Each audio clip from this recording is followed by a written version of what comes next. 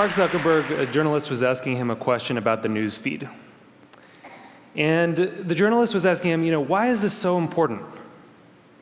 And Zuckerberg said, a squirrel dying in your front yard may be more relevant to your interests right now than people dying in Africa. And I want to talk about what a web based on that idea of relevance might look like. So when I was growing up in a really rural area in Maine, the internet meant something very different to me. It meant a connection to the world. It meant something that would connect us all together. And I was sure that it was going to be great for democracy and for our society. But there's this kind of shift in how information is flowing online. And it's invisible. And if we don't pay attention to it, it could be a real problem. So I first noticed this in a place I spend a lot of time, my Facebook page. I'm progressive politically, big surprise, but I've always gone out of my way to meet conservatives. I like hearing what they're thinking about. I like seeing what they link to. I like learning a thing or two. And so I was kind of surprised when I noticed one day that the conservatives had disappeared from my Facebook feed. And what it turned out was going on was that Facebook was looking at which links I clicked on.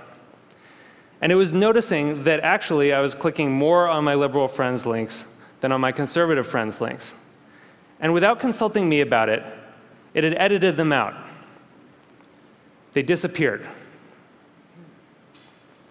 So Facebook isn't the only place that's doing this kind of invisible algorithmic editing of the web. Google's doing it too.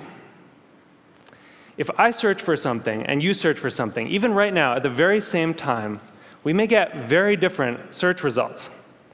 Even if you're logged out, one engineer told me, there are 57 signals that Google looks at.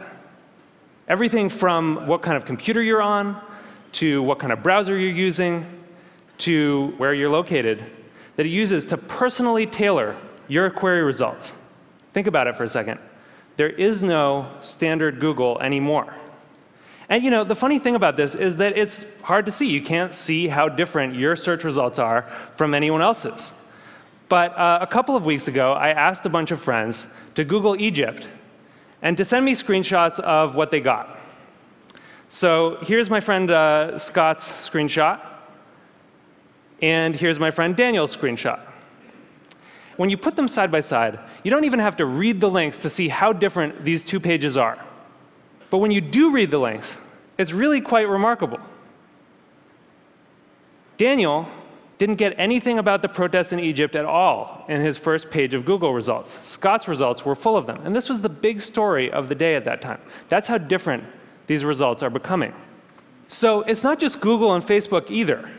This is something that's sweeping the web. There are a whole host of companies that are doing this kind of personalization. Yahoo News, the biggest news site on the internet, is now personalized. Different people get different things.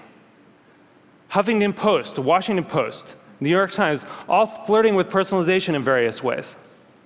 And where this moves us very quickly toward a world in which the internet is showing us what it thinks we want to see, but not necessarily what we need to see.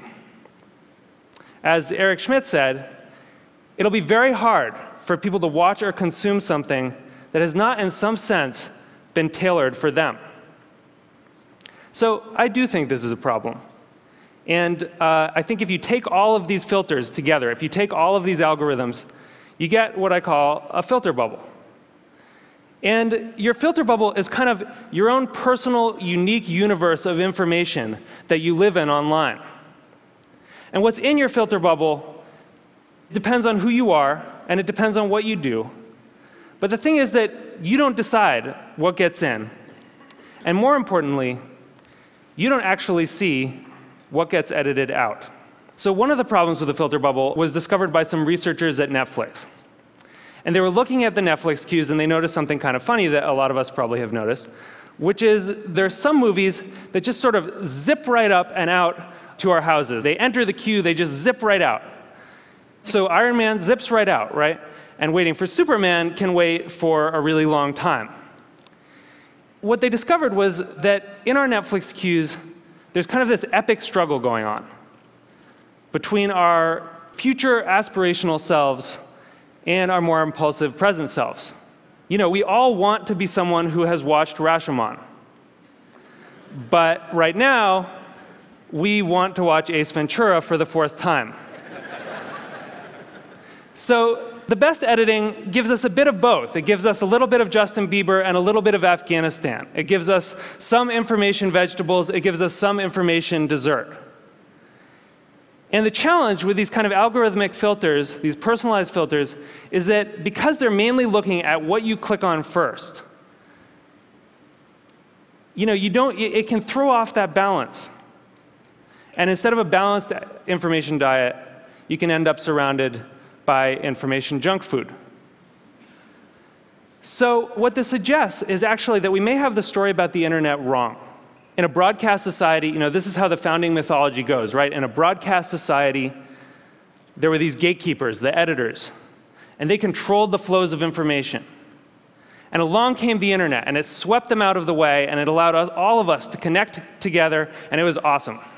But that's not actually what's happening right now. What we're seeing is more of a passing of the torch from human gatekeepers to algorithmic ones. And the thing is that the algorithms don't yet have the kind of embedded ethics that the editors did. So if algorithms are going to curate the world for us, if they're going to decide what we get to see and what we don't get to see, then we need to make sure that they're not just keyed to relevance. We need to make sure that they also show us things that are uncomfortable or challenging or important. This is what TED does, right? Other points of view. And the thing is, we've actually kind of been here before as a society. In 1915, it's not like newspapers were sweating a lot about their civic responsibilities. Then people kind of noticed that they were doing something really important. That in fact, you couldn't have a functioning democracy if citizens didn't get a good flow of information. That the newspapers were critical because they were acting as the filter, and that journalistic ethics developed. It wasn't perfect, but it got us through the last century. And so now, we're kind of back in 1915 on the web. And we need the new gatekeepers to encode that kind of responsibility into the code that they're writing.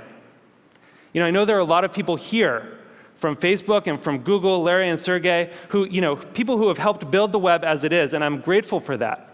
But we really need you to make sure that these algorithms have encoded in them a sense of the public life, a sense of civic responsibility. We need you to make sure that they're transparent enough that we can see what the rules are that determine what gets through our filters. And we need you to give us some control so that we can decide what gets through and what doesn't. Because I think we really need the internet to be that thing that we all dreamed of it being. We need it to connect us all together. We need it to introduce us to new ideas and new people and different perspectives. And it's not going to do that if it leaves us all isolated in a web of one. Thank you. Thank you.